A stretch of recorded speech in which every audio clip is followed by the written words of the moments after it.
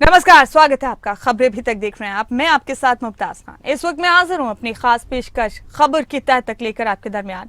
अपने इस प्रोग्राम के जरिए हम कोशिश करते हैं वो तमाम अहम खबरें जो रोजाना सीधे आम आदमी के सरोकार से जुड़ती हैं, उनकी तह तक जाएं। इन खबर के मायने क्या हैं, किसी खबर की गहराई क्या है, किस किस अंदाज से इस खबर को समझा जा सकता है। आज भी कई अहम खबरें हमारे पास, खबर की तह तक जाने के लिए तफसील से आपको बताएंगे।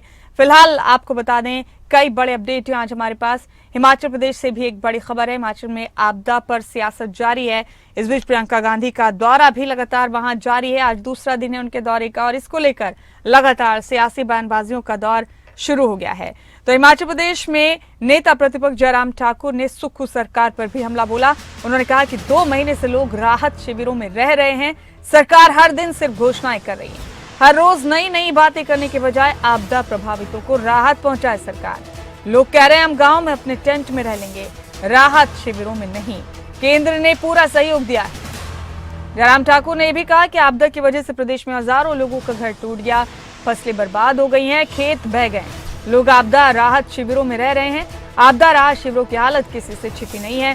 सरकार उनकी मदद करने के बजाय हर रोज कोई नई घोषणाएं कर रही है। उन्होंने कहा कि अब बहुत हो चुका है, लोगों को सच में राहत चाहिए, सरकारी वादे नहीं। इसलिए सरकार से गुजारिश है कि प्रभावितों को राहत पहुंचाने की दिशा में प्रभावी कदम उठाए। लोग पूछ रहे हैं कि राहत कब मिलेगी। लोग कह रहे हैं कि वो अपने गांव में टेंट में रह लेंगे, लेकिन राहत शिविरों में नहीं। राहत शिविरों की हालत किसी से छिपी नहीं है, इसलिए सरकार उन्हें जमीन और बाकी सुविधाएं उपलब्ध कराए।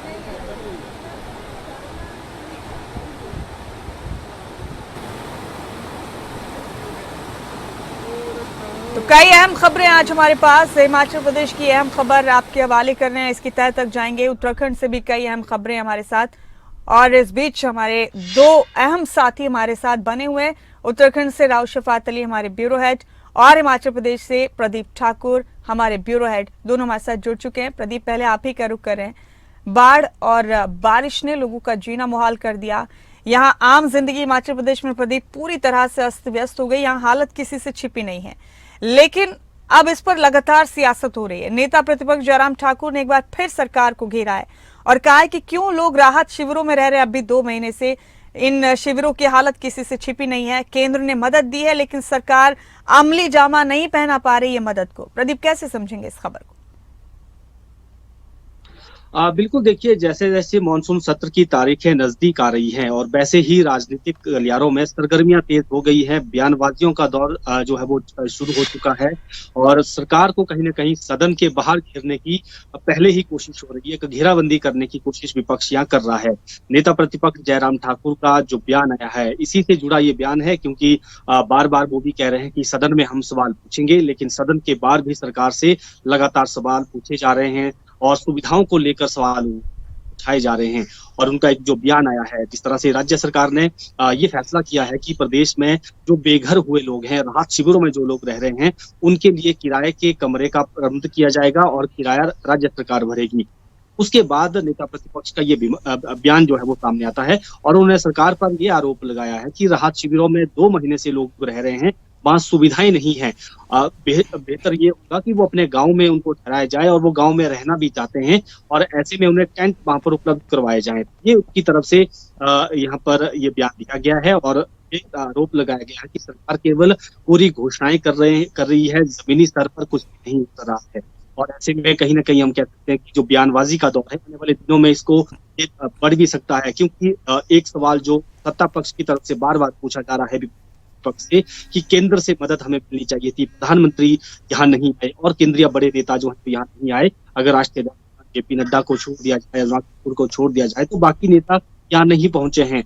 और राष्ट्रीय आपदा घोषित कर डिमांड राज्य सरकार की गई थी, उस पर अभी तक भी नहीं फैसला हुआ है। और सत्ता पक्ष की तरफ से चाहे मंत्री, चाहे सीपीएस है, चाहे मुख्यमंत्री है, डिप्टी सीएम है, वो बार बार इस सवाल को विपक्ष से पूछ रहे हैं। हालांकि विपक्ष की तरफ से जो जयराम ठाकुर का भी जो भी ये बयान आया है, उसमें उन्होंने बाकायदा जिक्र भी किया है कि केंद्र से जो आर्थिक मदद मिली है के इतिहास में सबसे ज्यादा मदद यहाँ पर की गई है। हालांकि हमने देखा कि पिछले कल जो प्रियंका गांधी यहाँ आई, उनके आने को लेकर भी ने सवाल उठाए और कहा कि 2.5 महीने के बाद तो क्या प्रदीप, क्या मदद नहीं पहुंच पा रही है लोगों तक? प्रियंका गांधी के दौरे पर भी बात करेंगे, हालांकि उस पर भी अब सियासत शुरू हुई है, लेकिन केंद्र ने भी मदद की है राज्य की, और खुद राज्य सरकार की तरफ से लगातार कोशिशें की जा रही लोगों को राहत पहुंचाने के लिए। असल हकीकत क्या है प्रदीप, क्या लोगों तक राहत पहुंच रही है या नहीं? शिविरों की हालत जिनका जिक्र किया जयराम ठाकुर ने, कैसी है उनकी हालत? बिल्कुल, देखिए जो राहत शिविर हैं उसको लेकर इनकी तरफ से सवाल उठाए गए हैं, और उसमें क्योंकि जो प्रदेश में राहत शिविर अभी लगाए गए हैं उन क्षेत्रों में जहां पर घर जो है पूरी तरह से ढहते हैं या फिर गांव को खतरा पैदा हुआ है, उनको राहत शिविरों में रखा गया है। उसमें कई ऐसे भी राहत शिविर बनाए गए हैं जो स्कूल है, ITI है, खासतौर पर पॉलिटेक्निक कॉलेज जो है वो राहत शिविर बनाए गए हैं, और उसके साथ साथ कई सामुदायिक भवन, उनको राहत शिविर बनाया गया है। नेता प्रतिपक्ष का आरोप ये वहाँ सुविधाएं, चाहे से जुड़ी सुविधाएं हैं, उनके खाने पीने से जुड़ी व्यवस्था है, वहां रहने के लिए कपड़ों की बात है, इससे जुड़े सवाल जो है उन्होंने उठाए हैं कि वहां पर व्यवस्था अच्छी नहीं है, और ऐसे में वहां ना रखकर उनके लिए टेंट जो है वो उनकी व्यवस्था की जाए, और उनको अपने गाँव में ही रहने दिया जाए, या गाँव में ही जमीन खाली है कुछ जो चाहे तमाम चीजें उनकी अपनी जमीन जिनकी बची है उनको टेंट उपलब्ध करवाकर वहां पर रखा जाए। तो ये इनकी तरफ से सवाल उठाए गए हैं, और उनका कहना यही है कि जो सरकार है वो केवल दावे कर रही है, घोषणाएं कर रही है, लेकिन जमीनी स्तर पर वो नहीं उतर रही है, केवल घोषणाएं, फैसले ही लिए जा रहे हैं में, और जमीनी स्तर पर नहीं उतर रहे हैं। जहाँ तक बात आर्थिक मदद की है, जिस तरह से केंद्र की तरफ हिमाचल लगातार देख रहा है, उसको लेकर भी बीजेपी का यही कहना है। भाजपा के जितने भी नेता हैं, चाहे वो नेता प्रतिपक्ष हैं, चाहे पार्टी के अध्यक्ष हैं, चाहे बाकी विधायक हैं, उनका यही कहना है कि केंद्र की तरफ से मदद मिली है। 180 करोड़ की पहली किस्त मिली थी, 180 करोड़ की दूसरी किस्त मिली, 90 करोड़ की तीसरी किस्त मिली, फिर 200 करोड़ रुपए की एक और किस्त JP नड्डा शिमला आए थे, उस दिन उसका ऐलान हुआ था मिनिस्ट्री ऑफ अफेयर्स की तरफ से।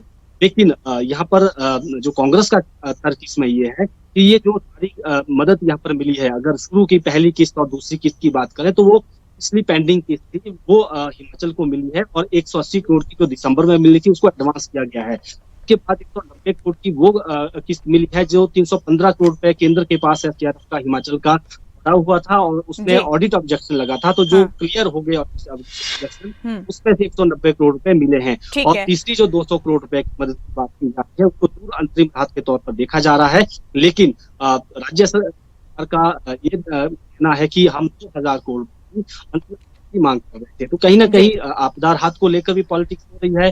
प्रदीप, अब कांग्रेस जनरल सेक्रेटरी प्रियंका गांधी पहुंची हैं हिमाचल प्रदेश के दौरे पर, आज दूसरा दिन है उनके दौरे को लेकर, लोगों से मिल रही हैं, उनकी दिक्कतें जान रही हैं, लेकिन इस पर अब सियासत शुरू हो गई है।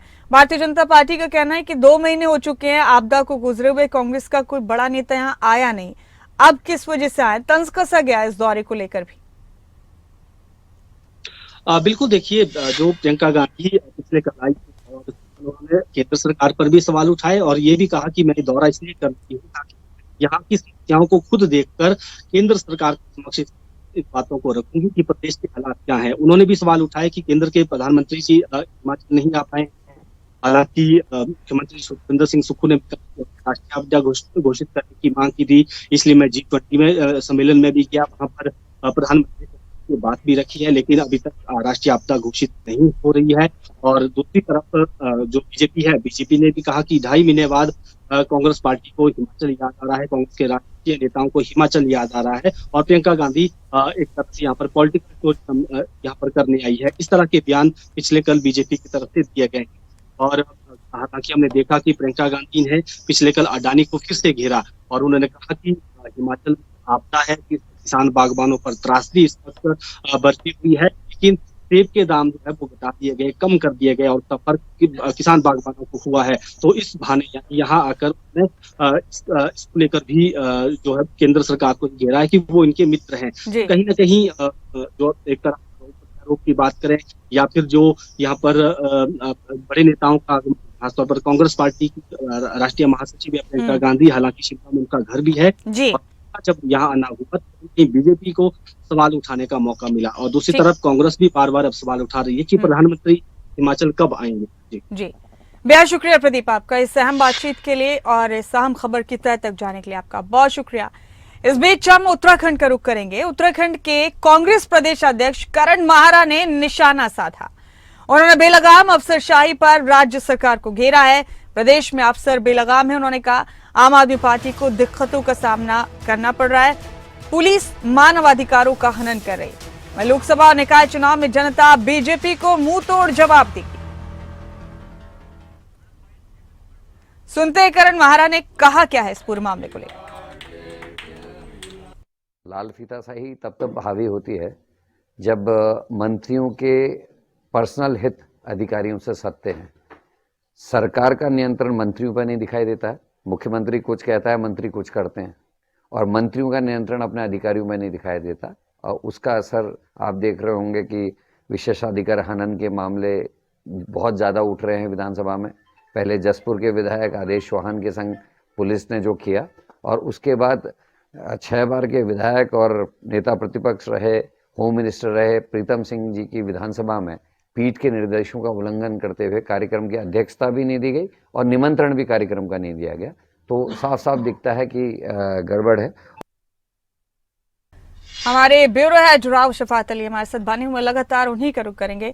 राव शफात, कांग्रेस प्रदेश अध्यक्ष करण माहरा ने अफसरशाही को लेकर निशाना साधा। कहते हैं कि बेलगाम है अफसरशाही। यहाँ पर किन दलीलों की बुनियाद पर वो ये इल्जाम तराशी कर रहे हैं?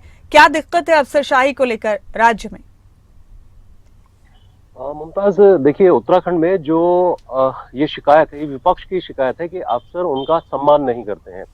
लेकिन ऐसा नहीं कि विपक्ष की शिकायत है, क्योंकि सदन का मैं जिक्र करूंगा अभी, लेकिन उससे पहले ये महत्वपूर्ण होगा बताना कि जो सत्ता पक्ष के विधायक हैं या मंत्री हैं, उनकी भी हमेशा से ये शिकायत रही है कि सम्मान नहीं करते हैं अधिकारी। जो अधिकारी हैं वो बेलगाम हो रहे हैं। और इसका बहुत बड़ा उदाहरण है सतपाल महाराज, क्योंकि कैबिनेट मंत्री हैं और सत्ता पक्ष के ही मंत्री हैं, तो उनकी तो लंबे समय से ये शिकायत रही है। रेखा आर्य कैबिनेट मंत्री हैं, उनकी भी ये शिकायतें रही हैं कि अधिकारी उनकी प्रोटोकॉल का ख्याल नहीं करते हैं। हालांकि जो सतपाल महाराज है, उनका तो लंबे समय तक एक टकराव बना रहा, काफी सुर्खियां उस टकराव ने बटोरी हैं। उन्होंने तो कहा कि बैकलॉग भी लिखना चाहिए अधिकारियों का कि उनका आचरण क्या है। लेकिन अब जो विपक्ष की शिकायत है, विपक्ष की शिकायत आप देख रहे हैं कि करण माहरा प्रदेश अध्यक्ष हैं, वो आरोप लगा रहे हैं, क्योंकि रुद्रपुर का यह दौरा था, कि जो अधिकारी हैं वो उनका मान सम्मान नहीं करते हैं। दूसरा, मानव अधिकार का उल्लंघन हो रहा है, पुलिस प्रशासन अपनी मनमर्जी चलाता है। साथ ही अगर राज्य सरकार की ओर से कहीं कोई विकास कार्य होते हैं तो और स्थानीय विधायक अगर विपक्ष का है तो उसको आमंत्रित ही नहीं किया जाता है। ये तो बाहर की बात है। लेकिन अगर सदन की बात करें तो मानसून का सत्र था, मुमताज, आपको मालूम ही होगा, और उस सदन में एक ऐसा मुद्दा गहराया है जिसकी चर्चा हमेशा से बाहर भी रही है। सदन में मुद्दा था, प्रीतम सिंह ने उठाया कि विशेष अधिकार हनन को लेकर के, कि जो अधिकारी हैं किस तरह से उनके साथ व्यवहार करते हैं, खासकर विपक्ष के जो विधायक हैं उनके साथ उनका जो व्यवहार है वो अच्छा नहीं होता है और अनुशासनहीनता बहुत ज्यादा दिखाई देती है। विधायक अगर कॉल करते हैं तो फोन को रिसीव नहीं किया जाता, विधायक अगर दफ्तर में पहुंचते हैं तो इंतजार कराया जाता है। बल्कि प्रीतम सिंह ने तो एक जिक्र किया था 2022 का कि किस तरह से जो एक अधिकारी थे उन्होंने किस तरह से उनके साथ बदतमीजी की और किस तरह से दुर्व्यवहार किया था। ये सदन के अंदर मामला उठा था और ये बहुत बड़ा मामला है। और इसी को लेकर के जो विधानसभा अध्यक्षा है रितु खंडूड़ी, उन्होंने मामले को गंभीरता से लिया था। और गंभीरता से लेने के बाद उसी वक्त जब सदन चल रहा था मानसून का, तो मुख्य सचिव को तलब कर लिया था। तो साथ ही आदेश दिए थे सरकार को कि इस तरह की शिकायतें आगे ना मिले, क्योंकि तीसरी बार ऐसा हो रहा है कि विशेष अधिकार हनन का उल्लंघन हो रहा है और विधायकों को मान सम्मान नहीं मिल रहा है। जो चुने हुए जनप्रतिनिधि हैं उनका सम्मान होना चाहिए, अधिकारी उनके प्रोटोकॉल का ख्याल रखें। और साथ ही सबसे बड़ा और अहम फैसला तो ये भी था, विधानसभा अध्यक्षा ने कहा था कि जो लबासना है यानी मसूरी में जो प्रशिक्षण केंद्र है IAS का, तो वहां पर वो एक पत्र लिखेंगी और बताएंगी कि किस तरह से अधिकारियों को जो प्रोटोकॉल है विधायकों का या चुने हुए जनप्रतिनिधियों का, उसके बारे में बताया जाए और सिखाया जाए। तो ये तमाम जो शिकायतें थी, हालांकि विपक्ष की ओर से थी, लेकिन यहाँ विपक्ष हो या सत्ता पक्ष के विधायक हो, उन दोनों की हमेशा से जो शिकायत है वो उत्तराखंड में लाल फीताशाही के विरोध में रही है। और यही कि जो अफसर है उनको प्रोटोकॉल नहीं देते हैं, उनके साथ दुर्व्यवहार करते हैं, उनको इंतजार कराते हैं। तो ये उत्तराखंड में ऐसा नहीं कि सिर्फ अभी का मामला है, उत्तराखंड में ये शिकायतें बहुत लंबे समय से रही है, सत्ता पक्ष और विधायक जो भी रहते हैं, विपक्ष के विधायक उनकी, और ऐसा देखने को भी मिलता है। लेकिन दूसरी तरफ देखें तो अधिकारियों की ओर से इस तरह का कोई बयान तो नहीं आया, लेकिन हाँ, विपक्ष की ओर से अब एक और बयान आपने देखा, करण माहरा क्योंकि गए हुए थे तो वहां एक घटना हुई थी, इस घटनाक्रम का जिक्र करते हुए उन्होंने कहा कि पुलिस भी अब इस तरह का व्यवहार कर रही है, वो निष्पक्ष कार्रवाई नहीं करती है, विधायकों की बात को नहीं सुनती है, या जो चुने हुए जनप्रतिनिधि है उनकी बात को नहीं सुनती है। तो ये नया मामला आया था। तो राव शफात, ये आरोप प्रत्यारोप काफी लंबे वक्त से चल रहे हैं। जैसे आपने भी जिक्र किया, सदन में भी कई विधायकों ने स्पीकर को शिकायत की थी कि अफसर उनको लेकर प्रोटोकॉल का ख्याल नहीं रखते हैं। तो लगता नहीं राव शफात, जिस तरह से लगातार शिकायतें आ रही हैं, इस मामले को संजीदगी से लिए जाने की जरूरत है, या फिर किसी तरह की कोई प्रतिक्रिया आई हो, अफसरों ने कुछ कहा हो, कहीं कोई कम्युनिकेशन गैप हो रहा हो, ये भी हो सकता है राव शफात? हाँ मुमताज, ये भी हो सकता है, आपने ठीक कहा कि कम्युनिकेशन गैप हो रहा हो, लेकिन हाँ अफसरों की ओर से तो देखिए इस पर कोई प्रतिक्रिया आने वाली नहीं है। और ये हकीकत है कि अफसरों के बीच में और जो चुने हुए जनप्रतिनिधि हैं उनके बीच में हमेशा से टकराव रहा है। लेकिन अब सदन में जिस तरह के आदेश दिए गए हैं, क्योंकि बात पहले बाहर की थी, बाहर शिकायत होती थी और शिकायत पर अमल नहीं होता था, क्योंकि सरकार का काम होता है अमल करना, आदेशित करना, प्रशासन का काम होता है। लेकिन अब सदन के भीतर जब ये मुद्दा उठा तो ये सबसे बड़ी बात है। और सदन के भीतर ये मुद्दा उठने के बाद जो सख्त तेवर दिखाई दिए विधानसभा अध्यक्षा के, रितु खंडूड़ी के, उससे लगता है कि आने वाले वक्त में कुछ परिस्थितियां बदल सकती हैं। क्योंकि जिस तरह के आदेश उन्होंने सदन से जारी किए हैं कि सरकार के लिए, कि सरकार इस व्यवस्था को सुधारे और जो अफसर है उनको सचेत करे कि जो चुने हुए जनप्रतिनिधि हैं उनको प्रोटोकॉल पूरी तरह से मिलना चाहिए, जो मान्य है, उनके साथ कोई दुर्व्यवहार नहीं होना चाहिए। तो ये सदन के आदेश हैं, अब इन पर अमल करना है, अमल कराना है, सरकार को कराना है। अभी तक तो इस तरह का कोई मामला नजर नहीं आया। लेकिन हाँ, जिस तरह के आदेश वहां से दिए गए हैं ये अपने आप में बहुत महत्वपूर्ण है। और साथ ही विधानसभा अध्यक्ष ने तो ये कहा था कि वो तीसरी बार इस तरह से आदेश दे रही हैं और ये बहुत गंभीर मामला है। तो इस तरह के सख्त तेवर सदन में दिखाई दिए थे। लेकिन अब उम्मीद है, जिस तरह से आदेश जारी हुए हैं, सदन से बात कही गई है और वो भी विधानसभा अध्यक्षा की ओर से कही गई है, तो सरकार इस पर अमल करेगी और जो अफसर हैं जिनकी शिकायतें मिलती हैं, जो मान सम्मान नहीं करते हैं विधायकों का या दूसरे जनप्रतिनिधियों का, हो सकता है कि अब उन पर लगाम कसी जाए। ठीक है राव शफात, आपका बहुत बहुत शुक्रिया इस खबर की तह तक जाने के लिए, इस तफसीली बातचीत के लिए बहुत शुक्रिया आपका। और अब एक अहम खबर का रुख हरियाणा से कर रहे हैं। मुख्यमंत्री मनोहर लाल आज चंडीगढ़ में कई बैठकें करने वाले हैं। इस दौरान हाई पावर परचेज कमेटी की बैठक भी होगी, जिसकी अध्यक्षता मुख्यमंत्री मनोहर लाल करेंगे। और आज सुबह 11 बजे हरियाणा निवास में होगी हाई पावर परचेज कमेटी की बैठक में सरकारी खरीद पर मुहर लगाई जाएगी। और इसके अलावा दोपहर 3 बजे मुख्यमंत्री मनोहर लाल प्रेस कॉन्फ्रेंस करेंगे और शाम 5 बजे high power works purchase committee की बैठक होगी। वहीं जनसंवाद टीम और एंटी करप्शन ब्यूरो डिपार्टमेंट के साथ भी बैठक करेंगे मुख्यमंत्री।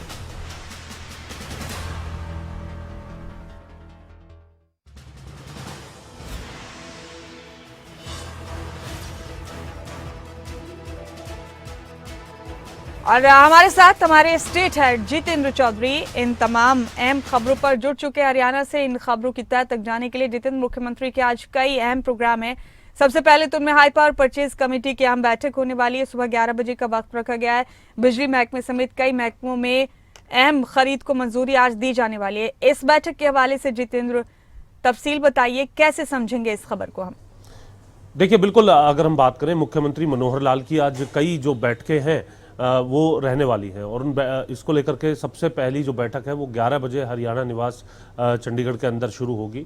और इस बैठक के अंदर सरकारी खरीद को लेकर के ये तय किया जाता है कि किस तरीके से जो सरकारी खरीद है, बड़ी खरीद होती है, उसमें पैसा बचाने को लेकर के कहीं ना कहीं हाई पावर परचेज कमेटी की जो बैठक है ये समय समय पर आयोजित की जाती है, जिसके अंदर तमाम विभागों के अंदर जो खरीद होनी होती है उसका नेगोशिएशन सरकार सीधे बैठ करके, जो भी वेंडर्स हैं उनके साथ बैठ करके सरकार करने का काम करती है। और उसमें करोड़ों रुपए की बचत इस बैठक के जरिए की जाती है। इसके बाद 3 बजे मुख्यमंत्री मनोहर लाल की तरफ से आज प्रेस वार्ता की जाएगी। इस प्रेस वार्ता में आज कई जो योजनाएं हैं जहां उनकी जानकारी दी जाएगी, वहीं हाल ही के हुए जनसंवाद को लेकर के भी मुख्यमंत्री मनोहर लाल यहां पर जानकारी देंगे कि किस प्रकार से जनसंवाद कार्यक्रमों के अंदर जो लगातार जो कार्य है वो किया जा रहा है और लोगों की समस्याओं को किस प्रकार से हल किया जा रहा है। जनसंवाद टीम के साथ भी आज मुख्यमंत्री मनोहर लाल की शाम को बैठक है।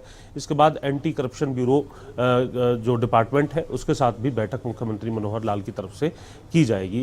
तो आज पूरे दिन का शेड्यूल जो है वो चंडीगढ़ में मुख्यमंत्री की लगातार बैठकों का जो है इस प्रकार का रहने वाला है, जिसमें मुख्यमंत्री प्रेस कॉन्फ्रेंस से लेकर के जो तमाम बैठकें हैं वो करने जा रहे हैं। हालांकि प्रेस कॉन्फ्रेंस के बाद high power works purchase committee जो है उसकी एक बैठक दोबारा होनी है, जिसके अंदर जो इससे भी बड़े जो कार्य हैं उनकी जो वर्क से जुड़े हुए काम हैं उनको लेकर के इस बैठक के अंदर जो फाइनल मोहर है उन प्रोजेक्ट्स में कितना खर्चा आएगा उसको लेकर के इस बैठक के अंदर भी इसी प्रकार से फाइनल मोहर लगाने का काम किया जाता है कि किसी प्रोजेक्ट्स को करने में, किसी कार्य को करने में जो कुल लागत है उसमें नेगोशिएशन किस प्रकार से किया जाए, इस उद्देश्य के साथ ये दूसरी बैठक भी प्रेस कॉन्फ्रेंस के बाद मुख्यमंत्री मनोहर लाल की तरफ से आज की जाएगी। जी जितेंद्र, इसके अलावा एक और अहम खबर भी है। आज जनसंवाद टीम और एंटी करप्शन ब्यूरो डिपार्टमेंट के साथ भी बैठक करेंगे मुख्यमंत्री मनोहर लाल।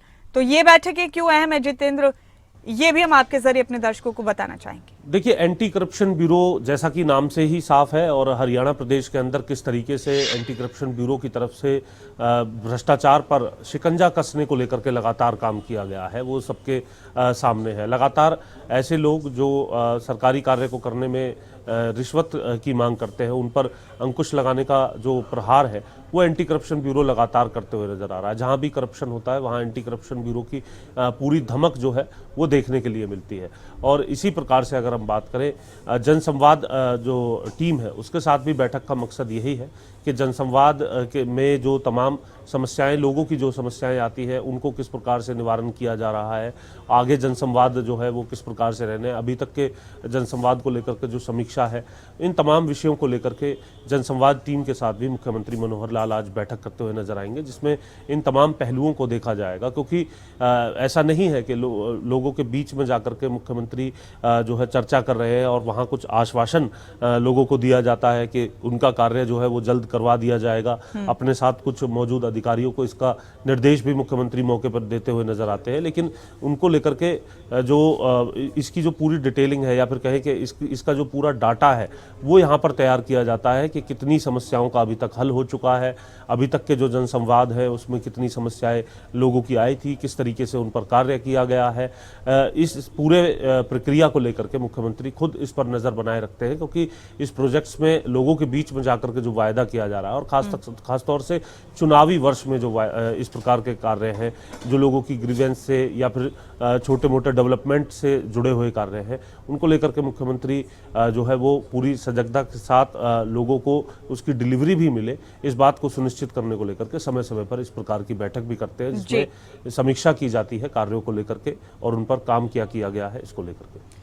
जितेंद्र, आपने एक प्रेस कॉन्फ्रेंस का भी जिक्र किया जो दोपहर 3 बजे मुख्यमंत्री करने वाले हैं, इसको लेकर भी लोगों में काफी जिज्ञासा है। हालांकि आपने बताया कि कई मुद्दों को लेकर प्रेस कॉन्फ्रेंस कर रहे हैं मुख्यमंत्री, लेकिन जान सकते हैं जितेंद्र कौन से सबसे ज्यादा अहम मुद्दे हैं जिन पर चर्चा कर सकते हैं इस प्रेस कॉन्फ्रेंस में मुख्यमंत्री? देखिए, मुख्यमंत्री मनोहर लाल अमूमन जो प्रेस कॉन्फ्रेंस है, क्योंकि जनसंवाद अभी हुआ था, इसके बाद ये देखने के लिए मिलता है कि मुख्यमंत्री एक प्रेस कॉन्फ्रेंस जो है वो चंडीगढ़ के अंदर करते नजर आते हैं। आज भी कई जो योजनाएं हैं उन पर किस तरीके से कार्य किया गया है इसको लेकर के कई महत्वपूर्ण घोषणा जो है वो इस प्रेस कॉन्फ्रेंस के मार्फत देखने के लिए मिल सकती है। साथ ही जो भी राजनीतिक मुद्दे फिलहाल चल रहे हैं, हमने देखा कि राष्ट्रीय स्तर पर भी कई ऐसे मुद्दे हैं जिसको लेकर के राज्यों की राय क्या है, उस पर राज्य किस तरीके से अपनी सोच को रखते हैं, एक राष्ट्र एक चुनाव को लेकर के भी। तो इस प्रकार के कई जब सवाल उत्पन्न होते हैं मीडिया के भी, तो मुख्यमंत्री मनोहर लाल मीडिया के समक्ष आकर के उन तमाम सवालों के जो जवाब है बड़ी ही साफ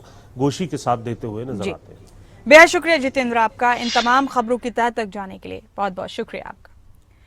तो आज अपने इस खास पेशकश में कई अहम खबरों की तह तक गए हम अपने ब्यूरो एड्स के जरिए और जानने की कोशिश की कि आखिर किसी खबर की गहराई कितनी हो सकती है, उसके क्या क्या मायने हो सकते हैं।